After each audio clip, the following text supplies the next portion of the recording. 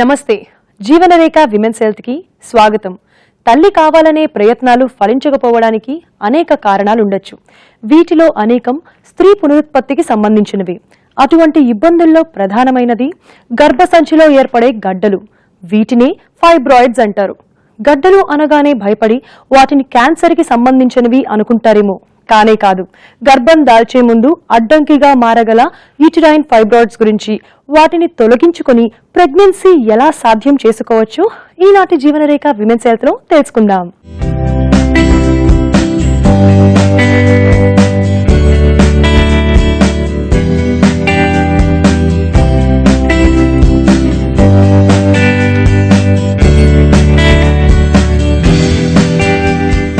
స్త్రీ పునరుత్పత్తి వ్యవస్థ గర్భధారణకి పునాది లాంటిది. గర్భసంచి, అండాలను విడుదల చేసే అండాశయాలు, వీటిని గర్భసంచికి కలిపే అండవాహికలు లేదా ఫెలోపియన్ ట్యూబ్స్, గర్భాశయ ముఖద్వారం అంటే సర్విక్స్, వీటితో పాటు పునరుత్పత్తి ప్రక్రియ సాఫీగా జరిగేందుకు తోడ్పడే వివిధ హార్మోన్స్, ఇవన్నీ కూడా పునరుత్పత్తిలో ముఖ్య పాత్ర పోషిస్తాయి. స్త్రీ ఆరోగ్యంగా ఉండాలంటే ఇవన్నీ కూడా సరిగ్గా పనిచేయాలి. ప్రత్యేకించి తల్లి కావాలనుకునే స్త్రీలలో ఆరోగ్యమైన పునరుత్పత్తి వ్యవస్థ గర్భధారణ అవకాశాలను పెంపొందిస్తుంది. గర్భసంచి పునరుత్పత్తి వ్యవస్థలో ముఖ్య భాగం. ఇందులోనే కదా పిండం తన స్థానాన్ని బలపరుచుకుని నవమాసాల వ్యవధిలో శిశువుగా రూపొందేది. పిండం ఎదిగేందుకు అడ్డంకిగా ఒక్కోసారి కొన్ని గడ్డలు లేదా ట్యూమర్స్ గర్భసంచిలో ఏర్పడవచ్చు. వీటినే యూటరైన్ ఫైబ్రాయిడ్స్ అని అంటారు. గర్భసంచిలో వచ్చే గడ్డల్ని ఫైబ్రాయిడ్స్ అంటారు. గర్భసంచిలో స్మూత్ మసిల్, మయోమెట్రియల్ మసిల్ అనే ఒక స్మూత్ మసిల్ ఉంటుంది. ఈ స్మూత్ మసిల్ పెరగాల్సిన పద్ధతిలో కాకుండా తేడాగా పెరిగినప్పుడు ఇలాంటి గడ్డలు వస్తాయి. ఆడవారిలో ఉన్న అన్ని రకాల గడ్డల్లోకి ఫైబ్రాయిడ్స్ అనేవి అన్నిటికంటే కామన్ గడ్డలు. ఇవి ఎందువల్ల వస్తాయి, ఎవరిలో వస్తాయి అంటే ఎవరిలో అయినా రావచ్చు. ఎక్కువ హార్మోన్ ప్రభావం వల్ల, మనకి ఏజ్ ప్రభావం వల్ల, రేస్ అండ్ ఎథ్నిసిటీ అంటారు, అంటే ఏ రేస్కి చెందిన వాళ్ళం, దీన్ని బట్టి కూడా ఇవి వస్తూ ఉంటాయి. గర్భసంచిలో ఏర్పడే ఫైబ్రాయిడ్స్ వివిధ సైజుల్లో గర్భసంచిలో ఉండే లేయర్స్ లో ఎక్కడైనా ఏర్పడే అవకాశం ఉంది. వాటి పరిమాణం అలాగే అవి ఏర్పడే ప్రదేశం ఆధారంగా పలు సమస్యలు ఎదురవుతాయి. అంతేకాదు వాటి సంఖ్య అలాగే పరిమాణం పెరిగే కొద్దీ గర్భధారణ అవకాశంపై ప్రభావం పడవచ్చు.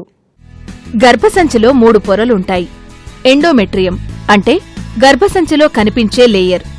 గర్భసంచి లోపల పొరల్లో అలాగే గర్భసంచి వెలుపల నుంచి గర్భసంచికి దగ్గరగా ఉండే భాగాల వైపుగా ఫైబ్రాయిడ్స్ ఏర్పడవచ్చు. ఇలాగే కాకుండా బ్రాడ్ లిగమెంట్ ఫైబ్రాయిడ్స్ అంటే గర్భసంచి పక్కనుండే టిష్యూలో మనకి ఈ ఫైబ్రాయిడ్స్ ట్యూమర్స్ పెరిగితే అవి బ్రాడ్ లిగమెంట్ ఫైబ్రాయిడ్స్ అని కూడా చెప్పుకోవచ్చు. ఒక్కొక్కసారి ఒవేరియన్ లిగమెంట్లో కూడాను గర్భసంచి సర్విక్స్ అని ఉంటుంది, గర్భసంచి మూతిలో వచ్చే వాటిని సర్వైకల్ ఫైబ్రాయిడ్స్ అంటారు. సో ఇన్ని రకాల ఫైబ్రాయిడ్స్, ఇన్ని రకాల యూట్రస్ అని ఒక్క ఆర్గనే అయినా యూట్రస్ లోపలికి, యూట్రస్ గోడలో, యూట్రస్ పైపొర, యూట్రస్ కిందికి, పౌచ్ ఆఫ్ డగ్లస్ కింద బాగా ఇలాగ పెరిగి ఇరుక్కుపోయే ఫైబ్రాయిడ్స్ కూడా ఉంటాయి. ఇదే కాకుండా ఇప్పుడు ఒక కొత్త రకం ఫైబ్రాయిడ్స్ కూడా తెలుస్తుంది మనకి. అంటే గర్భసంచి నుంచి పెరిగి కొన్ని రోజులైన తర్వాత చుట్టూ ఉన్న పేగుల్లో, చుట్టూ ఉన్న ఒమెంటం నుంచి రక్త ప్రసరణ దాని మీద పారాసైట్ లాగా అక్కడి నుంచి తీసేసుకుని ఆ ఆర్గన్ నుంచి గర్భసంచిని వదిలేసి ఏ పేగు మీదకో, ఒమెంటం మీదకో, లివర్ మీదకో కూడా వెళ్ళిపోతూ ఉంటాయి. వీటిని పారాసిటిక్ ఫైబ్రాయిడ్స్ అంటారు. ఫైబ్రాయిడ్స్ బఠానీ గింజ పరిమాణం నుంచి బత్తాయి పండు సైజు వరకు ఇంకా పెద్దవిగా కూడా ఉండొచ్చు. ఎప్పుడైతే వీటి పరిమాణం పెరుగుతుందో వీటిని సర్జరీ ద్వారా తొలగించే క్రమంలో ఒక్కోసారి ఫైబ్రాయిడ్ తాలూకు చిన్న చిన్న పార్టికల్స్ కడుపులో ఉండే పెరిటోనియం అనే పొర మీద అక్కడక్కడా చెదిరి పడినప్పుడు ఆయా ప్రదేశాల్లో అవి రక్త ప్రసరణ తీసుకుని కొంతకాలానికి తిరిగి పెద్దవిగా పెరిగే అవకాశముంది. ఇలా పెరగడం వెనుక హార్మోన్స్ కూడా కొంత సాయపడుతూ ఉంటాయి. సాధారణంగా లాప్రోస్కోపిక్ సర్జరీ ద్వారా ఫైబ్రాయిడ్స్ తొలగించినప్పుడు ఇలా జరిగే అవకాశముంది. దీన్ని బట్టి యుటరస్లో ఏర్పడే ఫైబ్రాయిడ్స్ కి పెరిగే గుణం ఉంటుందని తెలుస్తుంది. ఫైబ్రాయిడ్స్ నే క్యాన్సర్ ట్యూమర్స్ గా పొరబడి ఆందోళన చెందే స్త్రీలు ఎందరో. కేవలం గర్భధారణ వయసులో ఉండే స్త్రీలలో మాత్రమే కాదు, ఏ వయసు స్త్రీలలోనైనా ఇవి రావచ్చు. ఏదన్నా ప్రాబ్లము క్రియేట్ చేసినప్పుడు తొందరగా వస్తారు డాక్టర్ల దగ్గరికి. ఫైబ్రాయిడ్ ఏ ప్రాబ్లము క్రియేట్ చేయనప్పుడు చాలా రోజులు గడ్డ తగులుతున్నా అమ్మో ఇది క్యాన్సరేనేమో, అమ్మో ఇది క్యాన్సర్ అని, డాక్టర్ దగ్గరికి వెళ్తే క్యాన్సర్ అని చెప్తుంది అని, అంటే పిల్లి కళ్ళు మూసుకొని పాలు తాగుతూ ప్రపంచం దాన్ని చూడట్లేదు అనుకుంటుందంట. అలాగే డాక్టర్ దగ్గరికి వెళ్ళి డాక్టర్ చెప్పకపోతే మనకేమీ లేదు, మనం చాలా హెల్తీ అనుకొని దీన్ని నెగ్లెక్ట్ చేసి చాలా పెద్ద సైజుకి పెంచుకుని క్యాన్సర్ అని భయపడే వాళ్ళని చాలా మందిని చూస్తూ ఉంటాము. ఇది చాలా తప్పు. మనం భయపడే కొద్దీ అది ఇంకా పెద్దదైపోతే కానీ భూతం ఎప్పుడు చిన్నది కాదు. అండ్ అసలు ఫైబ్రాయిడ్ గడ్డ అనుకున్నప్పుడు దానిలో క్యాన్సర్ అనేది చాలా తక్కువ శాతంలో వస్తుంది. ఎంత తక్కువ శాతం అంటే 0.04% కనిపిస్తుంది మనకి ఫైబ్రాయిడ్లో క్యాన్సర్ అనేది. అంటే 10,000 ఫైబ్రాయిడ్స్లో ఒక 4 క్యాన్సర్ కనిపిస్తుంది. గర్భసంచిలో ఏర్పడే ఫైబ్రాయిడ్స్ అసలు ఎందువల్ల వస్తాయి అని మీరు అడగొచ్చు. తల్లికి ఫైబ్రాయిడ్స్ ఉంటే అవి కూతురికి కూడా వచ్చే అవకాశం ఉందా? వీటి వల్ల గర్భధారణపై ఎలాంటి ప్రభావం పడుతుంది అని కూడా ఎందరో స్త్రీలు అడుగుతూ ఉంటారు. ఈ సందేహాలకు సమాధానంగా గైనకాలజిస్ట్ ఏమంటారో చూడండి. ఖచ్చితంగా ఫైబ్రాయిడ్స్ రావడానికి జెనెటిక్ కారణాలు ఉంటాయి. ఇందులో చెప్పుకోదగ్గది ఏంటంటే ప్రతి గర్భసంచి గోడలో ఉన్న ప్రతి సెల్కి రిసెప్టర్స్ ఉంటాయి. ఈ రిసెప్టర్స్ పని ఏంటంటే హార్మోన్ని పట్టుకుని ఈ విధంగా పెరగాలి అని సెల్ని పెంచే పని అన్నమాట ఈ రిసెప్టర్స్కి. కొంతమందిలో ఈ రిసెప్టర్స్ షేప్ తేడా వచ్చి ఈ రిసెప్టర్ షేప్ తేడా రావడం మూలాన ఈ సరిగ్గా పెరుగు అనే మెసేజ్ కరెక్ట్గా ఈ సెల్కి చేరదు. అలాగ చేరనప్పుడు అడ్డగోలుగా ఒక వరుస వాయి లేకుండా అడ్డగోలుగా పెరిగే సెల్సే ఒక గడ్డ కింద తయారవుతాయి. అదే ఫైబ్రాయిడ్. అలాగే మనం ఫైబ్రాయిడ్స్ చాలా పిన్నుల్లో, అత్తల్లో, సిస్టర్స్లో, మదర్లో చూస్తూ ఉంటాము. అదే కాకుండా రేస్ వైజ్ చెప్పుకుంటే మన ఇండియన్స్లో కంటే వైట్ కాకేషియన్ రేస్ కంటే నీగ్రాయిడ్ రేస్లో చాలా ఎక్కువ ఫైబ్రాయిడ్స్ కనిపిస్తాయి. మనకి మ్యాక్సిమం 10-15 అట్లా కనిపిస్తే ఈ నీగ్రాయిడ్ రేస్ వాళ్ళకి చాలా మందికి 20 ఫైబ్రాయిడ్స్, 30 ఫైబ్రాయిడ్స్, 50 ఫైబ్రాయిడ్స్. మా ప్రొఫెసర్ ఒకళ్ళు 160 ఫైబ్రాయిడ్స్ ఒక నీగ్రాయిడ్ ఉమెన్లో తీసామని కూడా మాకు చదువు చెప్పేటప్పుడు చెప్పడం విన్నాం మేము. ఫైబ్రాయిడ్స్ ఉంటే లక్షణాలు ఏ విధంగా ఉంటాయి? వీటి వల్ల ఫర్టిలిటీపై ఎలాంటి ప్రభావం ఉంటుంది?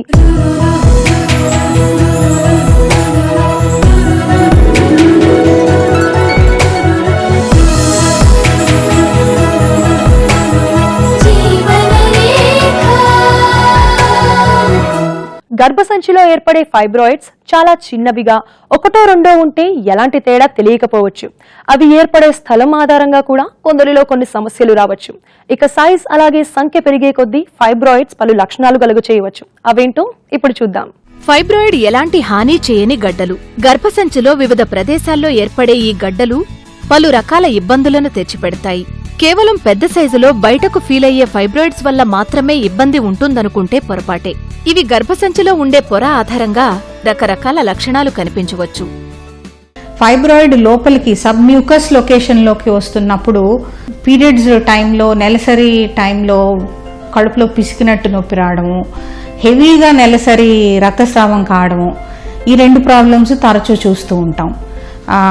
చిన్న సైజ్ ఫైబ్రాయిడ్ గర్భసంచి ఇంట్రామయోమెట్రియల్ ఫైబ్రాయిడ్ ఉన్నప్పుడు పెద్ద ఎక్కువ ప్రాబ్లమ్స్ ఉండవు, ఎక్కువ కంప్లైంట్స్ ఏమీ చెప్పరు. గర్భసంచి పై పొరలో సబ్సీరియస్ ఫైబ్రాయిడ్ బాగా కూడా దానిలో కూడా మనకి ఇలాగ ఎక్కువ రక్తస్రావం అయ్యే కంప్లైంట్స్ లేటుగా వస్తాయి. అంటే చిన్న సైజులో కాకుండా అవి బాగా పెద్ద సైజు అయినప్పుడు వస్తాయి.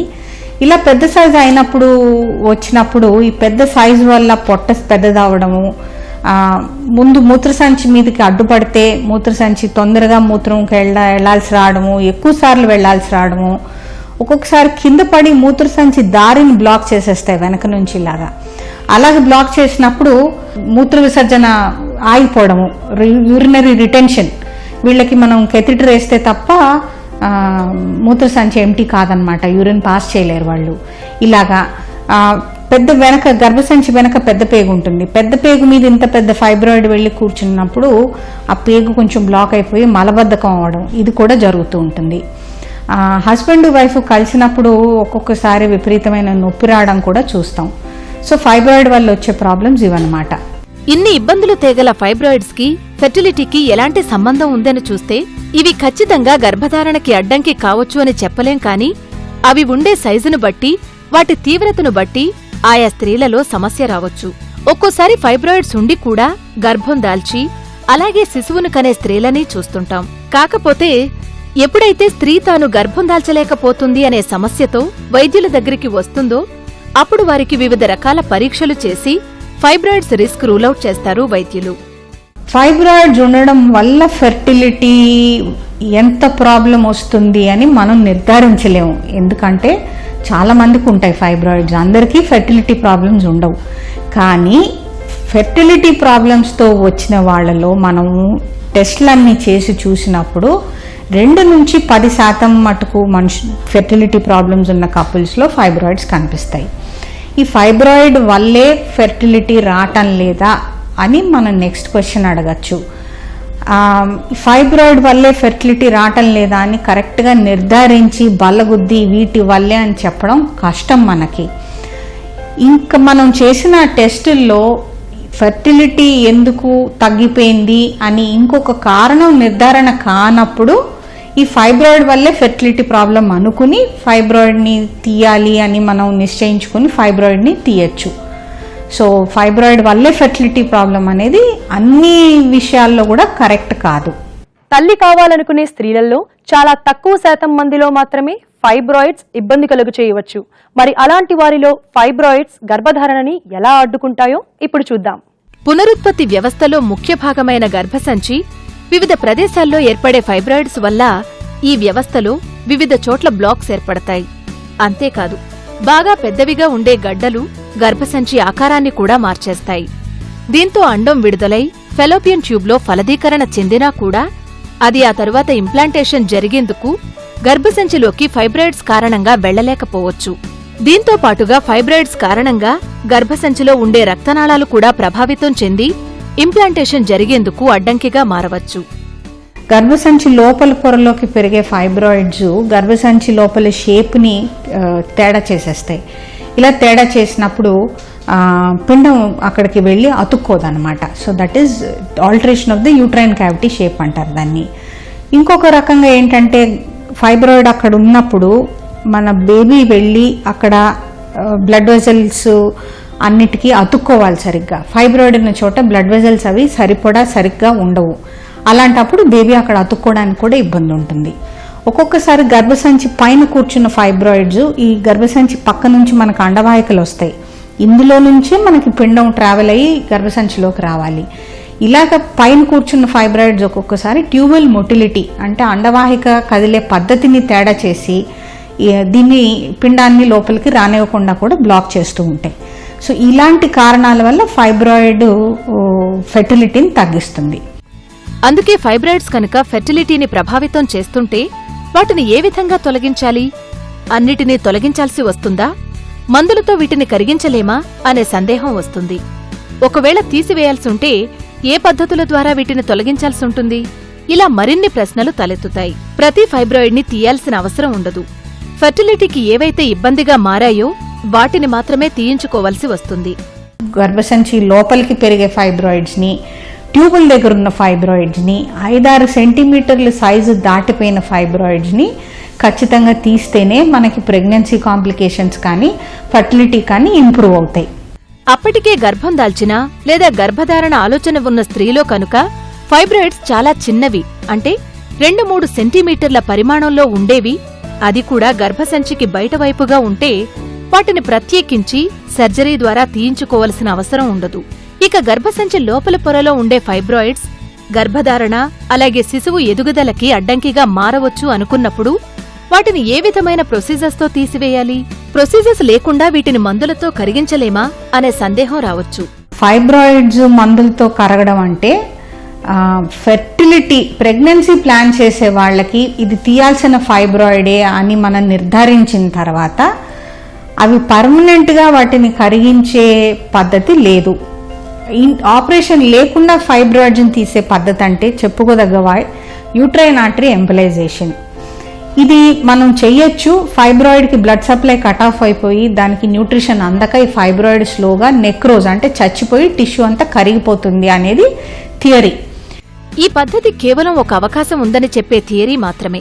మరి ఇలా చేస్తే గర్భధారణ జరిగితే గర్భసంచి క్యావిటీ గట్టిదనం కలిగి పిండాన్ని నవమాసాలు మోయగలదా అని అడిగితే ఆపరేషన్ లేకుండా ఫైబ్రాయిడ్స్ ని కరిగించే ప్రక్రియ కేవలం రీసెర్చ్కు మాత్రమే పరిమితమని చెప్పాలి. జీవనరేఖ విమెన్స్ హెల్త్ లో ఫైబ్రాయిడ్స్ గురించి తెలుసుకుంటున్నాం.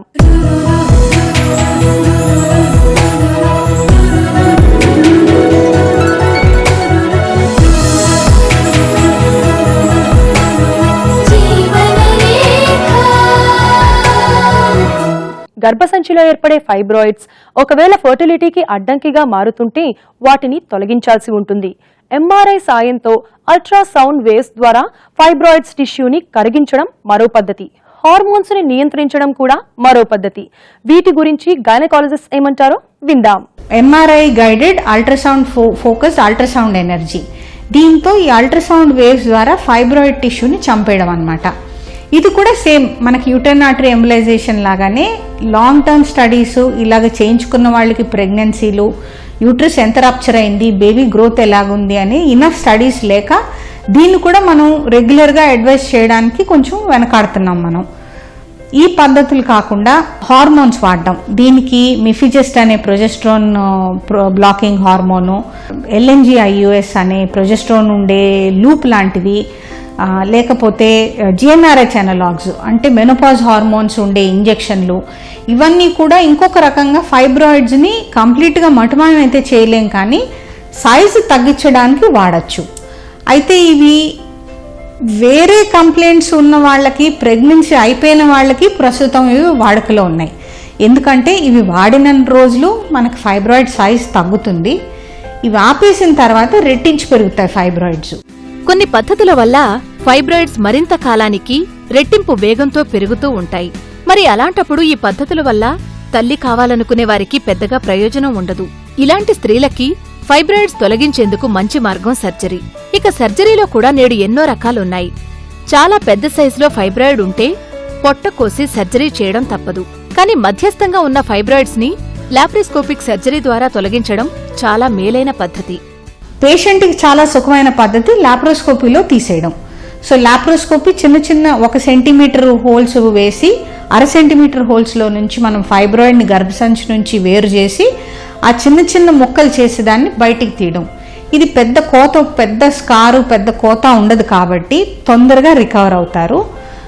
ఇటొచ్చి ఈ ఫైబ్రాయిడ్ తీసేసి గర్భసంచిలో మిగిలిపోయిన డొల్లని మళ్ళీ లాప్రోస్కోపీ ద్వారా కుట్టడం కొంచెం అలవాటు ఉండి స్కిల్ ఉన్న వాళ్ళే చేయగలరు. అందరూ జూనియర్స్, అందరూ చిన్నవాళ్ళు, ట్రైనింగ్ లేని వాళ్ళు చేయడం కష్టం. ఇది అలా గట్టిగా కుడితేనే తర్వాత ప్రెగ్నెన్సీలో ఆ స్కార్కి స్ట్రెంగ్త్ ఉంటుంది, గర్భసంచి పద్ధతిగా పెరిగి 9 నెలలు బేబీని మొయ్యగలదు రప్చర్ కాకుండా. మూడోది హిస్టోస్కోపిక్ రిసెక్షన్. అంటే కింద యోనిలో నుంచి టెలిస్కోప్ గర్భసంచిలోకి డైరెక్ట్గా పాస్ చేసి లోపల పొరలో ఉన్న ఫైబ్రాయిడ్స్ని ముక్కలు ముక్కలుగా చేసి తీసేయడం. ఇది అసలు పొట్ట మీద చిన్న ఇందాక చెప్పుకున్న లాప్రోస్కోపిక్ అవసరమైన 1 సెంటీమీటర్ హోలు ఉండదు, గర్భసంచి లోపల గోడకి కోత ఉండదు. పొద్దున్న వస్తే పేషెంట్ మధ్యాహ్నం వెళ్ళిపోతుంది ఇంటికి. సో కింద నుంచి కట్ చేయడం. దీనికి కూడా కరెక్ట్ ఎక్విప్మెంట్ ఉండాలి, కరెక్ట్ ట్రైనింగ్ ఉండాలి, ఆ డాక్టర్కి సరైన స్కిల్ ఉండాలి. అప్పుడే ఈ ప్రొసీజర్ కూడా చేయగలరు. సో ఫెర్టిలిటీకి మనకు అవసరం పడే ప్రొసీజర్స్ ఇవన్నమాట. ఫైబ్రాయిడ్స్ ఒకసారి తొలగించిన తరువాత తిరిగి పెరుగుతాయేమో అనే సందేహం ఈ పాటికి మీకు వచ్చే ఉండాలి. కానీ ఒకసారి సర్జరీ ద్వారా లేదా ఇతర పద్ధతుల ద్వారా తొలగించిన ఫైబ్రాయిడ్స్ తిరిగి రావని ఏమీ గ్యారెంటీ లేదు. ఒకవేళ గర్భసంచిలో గోడలలో ఉండే కండరం సమస్య వల్ల మళ్లీ ఫైబ్రాయిడ్స్ వస్తుంటే అందుకు కేవలం జెనెటిక్ థెరపీ ఒకటే మార్గం. ఫైబ్రాయిడ్స్ ఉన్నప్పుడు గర్భం దాల్చితే దానివల్ల ప్రెగ్నెన్సీలో ఎలాంటి రిస్క్ ఉంటుందని మీరు అడగవచ్చు. కొన్నిటి వల్ల ఎటువంటి ప్రమాదం ఉండదు. కానీ కొన్ని సందర్భాల్లో ఫైబ్రాయిడ్స్ ప్రెగ్నెన్సీ మీద ప్రభావం చూపుతాయి. అంతేకాదు కడుపులో పెరిగే పిండం మీద కూడా రిస్క్ ఉంటుంది. కొందరిలో నవమాసాలు ఎలాంటి కాంప్లికేషన్స్ లేకపోయినా డెలివరీ టైంకి సమస్యలు రావచ్చు. ఫైబ్రాయిడ్స్ తీసేశారు కదా డాక్టర్ గారు, ఇప్పుడు గ్యారంటీగా నాకు జీవితాంతం ఇంకా రావు కదా అంటే ఆ గ్యారంటీ ఇవ్వడానికి వీలు కాదు. 5 year guarantee, 10 year warranty period ఇవ్వలేము మనము. గర్భసంచి గోడలో స్మూత్ మజిల్ ప్రాబ్లం ఉంది. ఆ ప్రాబ్లమ్ని జెనెటిక్ థెరపీ తప్ప మనం ఇంకే మందులు వాడి దాన్ని పర్మనెంట్గా మార్చలేము. అది మార్చలేనప్పుడు ఈ తీసేసిన ఫైబ్రాయిడ్ తిరిగి రాదు, కానీ కొత్త కణాల్లో ఫైబ్రాయిడ్ మళ్ళీ తలెత్తదని మనం చెప్పలేము. అయితే ఇందులో చెప్పుకోదగ్గ తేడా ఏంటంటే సింగిల్ ఫైబ్రాయిడ్, ఒకటే ఫైబ్రాయిడ్ ఉన్న వాళ్ళకి రికరెన్స్ రేటు, మళ్ళీ ఫైబ్రాయిడ్ తిరిగి రావడం కొంచెం తక్కువ. చిన్న చిన్నవి పెద్దవి చిన్నవి ఎక్కువ ఫైబ్రాయిడ్స్, మల్టిపుల్ ఫైబ్రాయిడ్స్ ఉన్న వాళ్ళకి మనం కష్టపడి ఆపరేషన్ అంతా చేస్తే కూడా మళ్ళీ చాలా ఫాస్ట్గా చాలా ఎక్కువ నంబర్ తిరిగి పెరిగిపోవడం చాలా కామన్. మూడోది ఏంటంటే సీడ్లింగ్ ఫైబ్రాయిడ్స్. మనం ఫైబ్రాయిడ్కి ఆపరేషన్ చేసిన చిన్నవి 0.3 సెంటీమీటర్స్ 0.5 సెంటీమీటర్స్ ఫైబ్రాయిడ్లు అన్నీ తీయడం కూడా చాలా ఇంపాసిబుల్. అంటే గర్భసంచిని అన్ని చోట్ల చిన్నగా కోతలు పెట్టలేం మనం. అలాంటి చిన్న సీడ్లింగ్ ఫైబ్రాయిడ్స్ కూడా ఒక 4-5 ఏళ్లలో మళ్ళీ పెరిగి పెద్దవయ్యి మళ్ళీ తీయాల్సిన పరిస్థితి మనకి తలెత్తచ్చు. ఇలాంటి కాంప్లికేషన్స్ అందరిలో వస్తాయా అంటే అందుకు సమాధానం ఇవి అందరికీ రావు, కానీ దాదాపు 20% మందిలో కొన్ని కాంప్లికేషన్స్ ఉండొచ్చని తెలుస్తోంది. ఈ రోజు మీరు చూసిన అంశాల రీక్యాప్ ఇప్పుడు చూద్దాం. గర్భసంచిలో ఏర్పడే ట్యూమర్స్ నే ఫైబ్రాయిడ్స్ అని అంటారు. ఇవి క్యాన్సర్ కానటువంటి గడ్డలు. ఇవి గర్భసంచిలో ఉండే ఏ పొరలోనైనా ఏర్పడవచ్చు. గర్భధారణకి ఫైబ్రాయిడ్స్ అడ్డంకి కాగలవా అంటే ఖచ్చితంగా అవును అని చెప్పలేం. కాని అవి ఉండే ప్రదేశం, అలాగే వాటి పరిమాణాన్ని బట్టి, అలాగే ఆయా స్త్రీలలో వాటి వల్ల కనిపించే లక్షణాల తీవ్రతను బట్టి ఫైబ్రాయిడ్స్ ఫెర్టిలిటీపై ప్రభావం చూపించవచ్చు. విపరీతమైన నెలసరి బ్లీడింగ్, సంపర్కం సమయంలో నొప్పి, పొత్తికడుపులో నొప్పి, ఇలా ఫైబ్రాయిడ్స్ వల్ల వివిధ లక్షణాలుండవచ్చు. కేవలం ఈ కారణంగా మాత్రమే గర్భం రావడం లేదంటే సర్జరీ ద్వారా వీటిని తొలగించాల్సి వస్తుంది. ఫైబ్రాయిడ్స్ తొలగించేందుకు వాడే మేలైన పద్ధతి లాప్రోస్కోపిక్ సర్జరీ. చూశారుగా, తల్లి కావాలని కోరుకునే స్త్రీలలో గర్భసంచిలో ఏర్పడే ఫైబ్రాయిడ్స్ వల్ల ఎలాంటి సమస్యలు రావచ్చో. వీటి లక్షణాలు కనుక మీకు కనిపిస్తే తక్షణం వైద్య సహాయం తీసుకోండి. గర్భధారణ సంబంధ మరో అంశంతో మళ్లీ మీ ముందుంటుంది మీ జీవనరేఖ విమెన్స్ హెల్త్. అంతవరకు సెలవు, నమస్తే. జీవనరేఖ విమెన్స్ హెల్త్ కార్యక్రమాన్ని మీరు www.youtube.com/ETV Life Indiaలో చూడొచ్చు మరియు www.facebook.com/ETV Life India, అలాగే www.twitter.com/ETV Life Indiaలో ఫాలో చేయొచ్చు.